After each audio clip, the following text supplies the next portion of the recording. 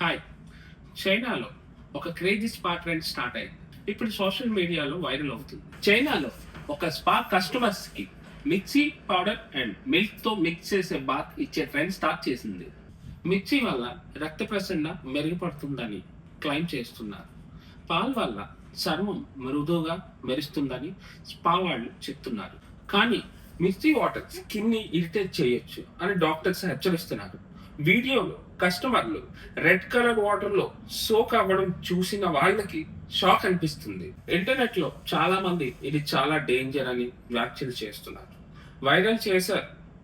Chilli mix వల్ల కళ్ళు, చర్మం, శ్వాస సమస్యలు రావచ్చని నిపుణులు చెప్తున్నారు. ఇప్పటికీ కొంతమంది అసాధారణ అనుభవం కోసం ప్రయత్నిస్తున్నారు. భద్రతా జాగ్రత్తలు లేకుండా ఇలా చేసే దీర్ఘకాలిక చర్మం దెబ్బతినే అవకాశం ఉంది.